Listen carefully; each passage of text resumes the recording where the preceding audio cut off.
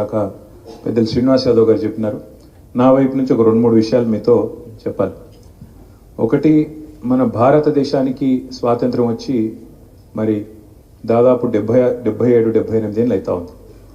ఈ 77-78 ఏళ్లలో మన తెలుగు రాష్ట్రాల్లో ఆనాడు ఉమ్మడి ఆంధ్రప్రదేశ్గా ఉన్న రాష్ట్రం కానీ, ఈరోజు తెలంగాణ ఆంధ్రగా ఉన్న రాష్ట్రాలు కానీ, ఈరోజు ఈ 77 ఏళ్ళు ఒక్కసారి తిరిగి చూస్తే కేవలం 2 రాజకీయ పార్టీలు మాత్రమే 25 ఏళ్ల కంటే ఎక్కువ ఒక పార్టీగా పుట్టి అధికారాన్ని, అదేవిధంగా ప్రతిపక్ష పాత్రని, ఇంకా ఉద్యమ పాత్రని ఇవన్నీ పోషించిన పార్టీలు ఎన్ని ఉన్నాయని చెప్పి లెక్క కడితే కేవలం రెండు పార్టీలు మాత్రమే.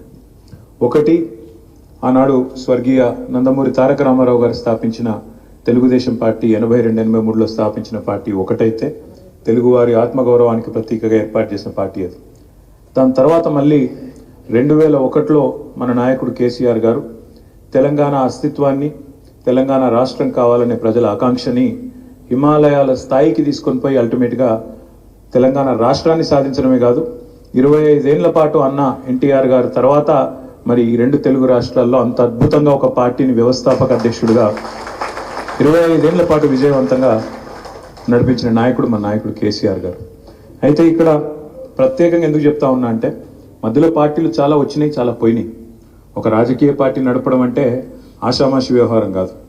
ఒక రాజకీయ పార్టీగా అందులో ముఖ్యంగా ఒక్కసారి వెనుకకు తిరిగి చూస్తే 2001లో 2001వ సంవత్సరంలో ఏమున్నది అన్నాడు అని చూస్తే అదో సినిమా పాట ఉంటుంది ఒకటి, గాలి వానలో వాన నీటిలో పడవ ప్రయాణం, గమ్యం ఎక్కడో తీరం ఎక్కడో తెలియదు పాపం అనే పాట.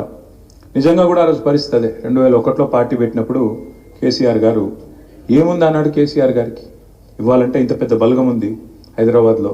ఆ రోజు ఏముంది 2001లో? గులాబీ కలర్ చూసి, గులాబీ జెండా చూస్తే నవ్విన వాళ్ళు ఎంతోమంది, ఇదేం కలరా, ఇదేం పార్టీ అన్నారు. అట్లే ఇంకా దానికి మించి ఎన్ని ప్రతికూలతలు, ఎన్ని ఛాలెంజ్లు ఉండేనో ఒక్కసారి వెనుకకి తిరిగి చూసుకుంటే మనకు కేసీఆర్ గారి యొక్క గొప్పతనం ఏందో అర్థమవుతుంది. 2001లో కేసీఆర్ గారి వయస్సు కేవలం 47-46 ఏళ్ళు.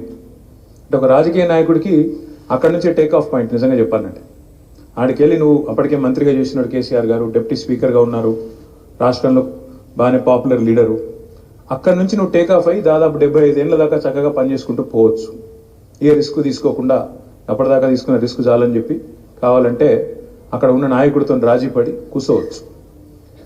దాంతోపాటు 2001లో ఒక్కసారి వెనకకి తిరిగి చూసుకుంటే రాజకీయ పరిస్థితి, ఆ రోజు అప్పుడు కూడా ఎన్డీఏ గవర్నమెంట్, ఈ రోజున్నట్టే ఎన్డీఏ గవర్నమెంట్ ఉంది. వాజ్పేయి గారు ప్రధానమంత్రి, ఆంధ్రప్రదేశ్ రాష్ట్రానికి చంద్రబాబు నాయుడు గారు ముఖ్యమంత్రి, దేశంలో బీజేపీ, రాష్ట్రంలో టీడీపీ, 2 కూడా పీక్లో ఉన్నాయి అన్నాడు.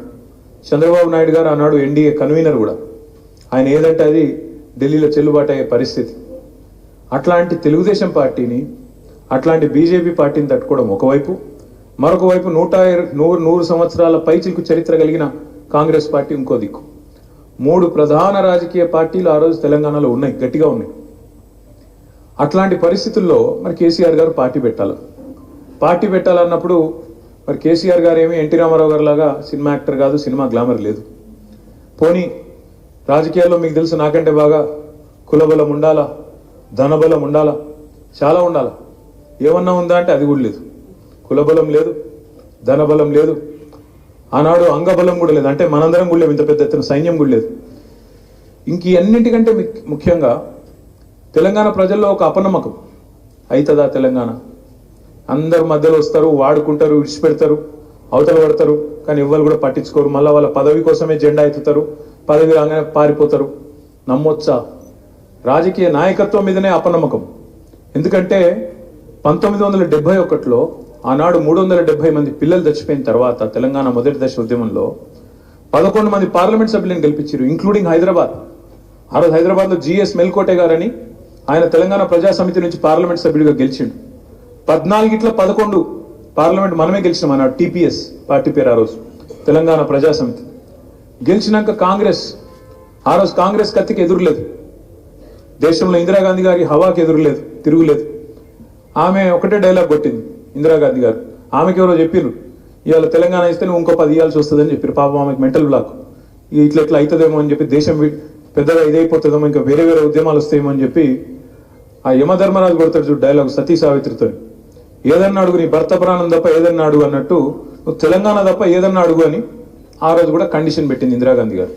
మేము కొట్లాడిందే తెలంగాణ కోసం, మీరు తెలంగాణ తప్ప ఎట్లా అంటే లేదు లేదు ఇవ్వలేను అని చెప్పి ఆ రోజు ఆ 11 మంది ఎంపీలను కలిపేసుకొని 370 మంది పిల్లల త్యాగాలు వృధా అయిపోయినాయి.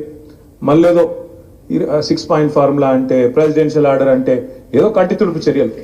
30 ఏళ్ల కిందట ఆ పని జరిగింది 71లో. 2001లో పార్టీ పెట్టినప్పుడు ఇది పరిస్థితి. ప్రజల్లో నమ్మకం లేదు, రాజకీయ నాయకత్వంలో నమ్మకం లేదు, సినిమా గ్లామర్ లేదు, మనీ పవర్ లేదు, మజిల్ పవర్ లేదు, మీడియా బలం లేదు, ఏదీ లేదు.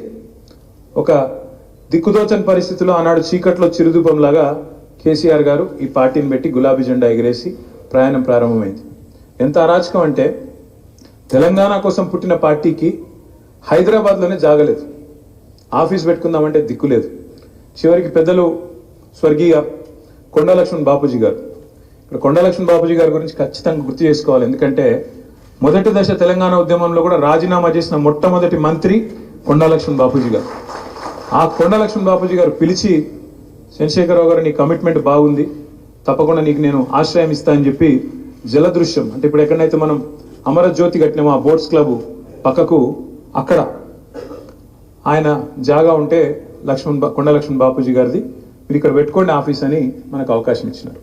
ఇక్కడ ఎంత అరాచకం అంటే తెలంగాణ కోసం పుట్టిన పార్టీ తెలంగాణ రాజధాని హైదరాబాద్ నడిబొడ్డులో పార్టీ ఆఫీస్ పెట్టుకుంటే